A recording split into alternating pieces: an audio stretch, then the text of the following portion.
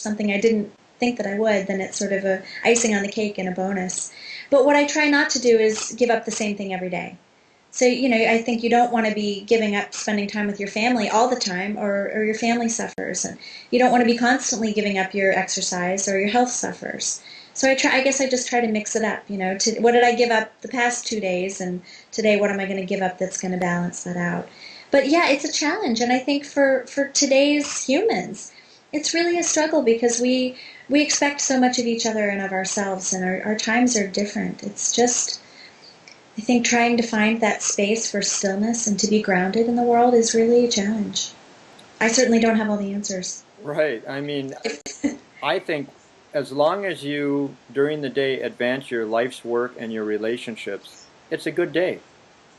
Absolutely. Absolutely. Yeah, if you figure it out, definitely let me know.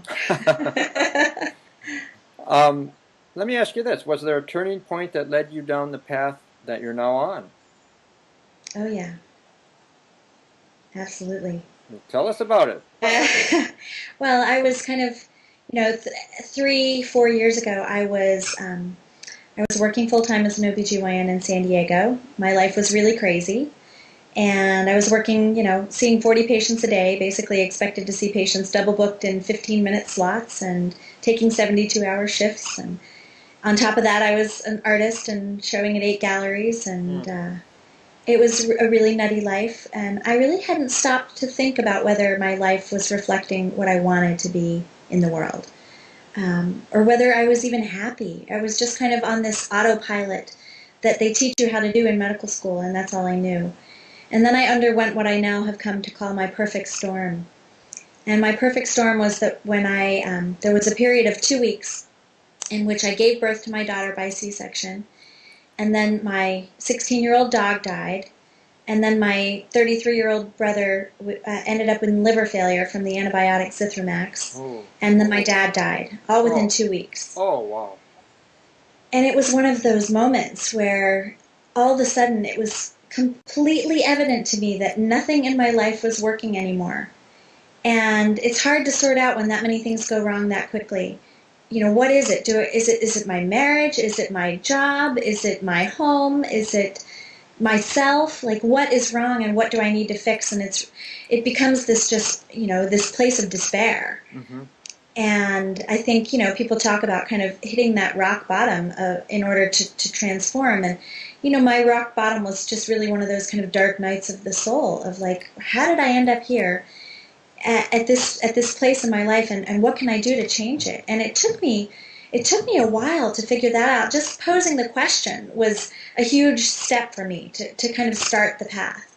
And it took me quite a bit of time after that to really figure out what was next. And a lot of it was an evolution of something that had started about a year earlier, where I had done, I got married in Big Sur, and my husband and I had a really small wedding, and they were having a group shamanic journey at Post Ranch Inn in Big Sur where I got married. And I had no idea what a shamanic journey was, but I decided to do it. It sounded like fun. I could say I did a shamanic journey on my wedding day. And it turned out to be, really kind of a group meditation that was really lovely. But there was this profound experience that I had during this journey where at one point we were kind of in this, visualizing the center of the earth, and we were to step into this room, and there was to be a gift for us there. And we were to visualize this gift and really meditate on this gift to figure out what it was about. And the gift that I envisioned was a stethoscope with a paintbrush on it. And I had no idea what this meant. I was like, what in the world does this mean? Am I supposed to paint my patients? Am I supposed to teach my patients to paint? Am I supposed to inspire them to pick up a paintbrush? Am I supposed to listen to their hearts with a paintbrush? What did it mean? But the combination of that shamanic journey and then my perfect storm, it kind of led me to realize that I needed to kind of bring the pieces of my life together. And in order to do that, it meant quitting my job, which was a really difficult thing for me because I was completely comfortable. I was a full partner in a practice. I was making my fancy 6-figure income. And my husband was a stay-home dad, and I was providing for the family. We had sort of signed on for this life and this mortgage and all that kind of stuff that goes with it. So it meant, quitting my job, selling the house, and kind of embarking on what in my community we called a PLEAP, which stands for the Pink Leap of Faith. Great. So the proverbial standing on the edge of the cliff and taking a jump without having any clue where I was going to land. And in the beginning, it was very scary. It was very scary to take that leap because I didn't know where I was going. I didn't know where I was going to end up from this leap. But what I discovered at some point was that once I kind of surrendered into the falling, that the free fall was sort of fun, that there was an adventure to it of not knowing where I was going and of really just kind of giving into that and letting go and trusting the universe, trusting the process, and trusting that I wasn't going to fall and break apart in 10 pieces on the rocks, that I would land somewhere that was where I was meant to be. And what I came to realize is that I landed in what I like to call the lavender scented river, and that once I kind of got into this place where I was kind of going with the flow and letting the river take me where I was wanting to go, then all of these magical things started happening and all of these people started coming into my life. And the path was still not evident to me at that time. This was about 3 years ago.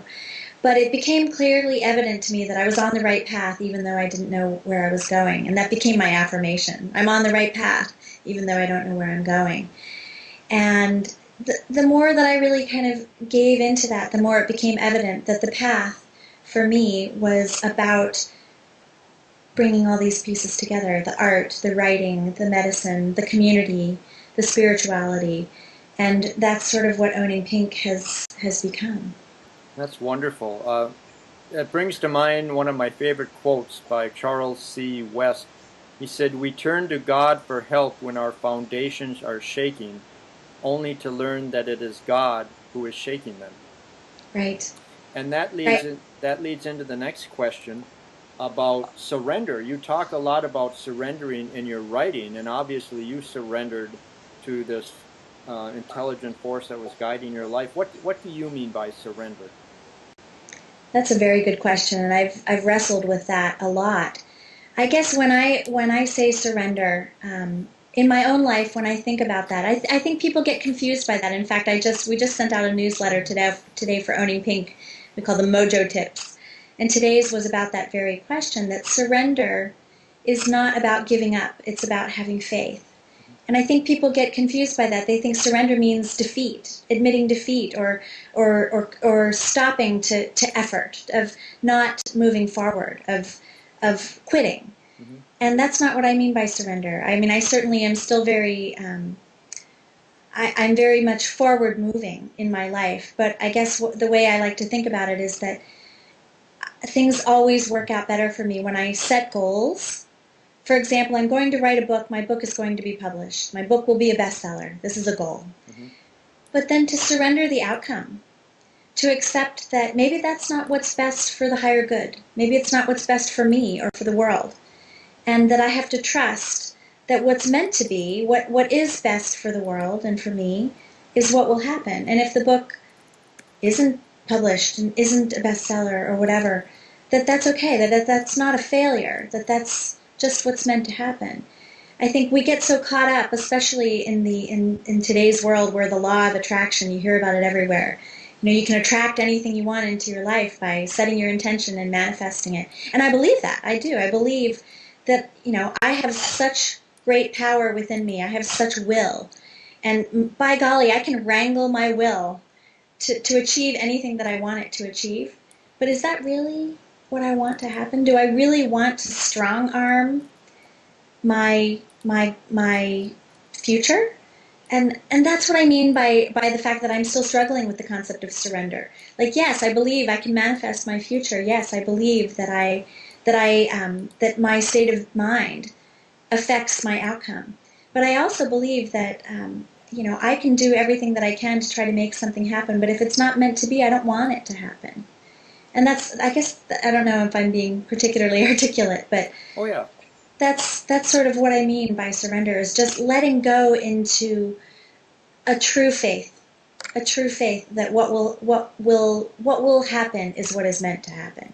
Yeah, surrender does seem to have a negative connotation to some people, and when a certain outcome is desired, some people choose to let go and let God, while others adopt an aggressive do-it-yourself mindset.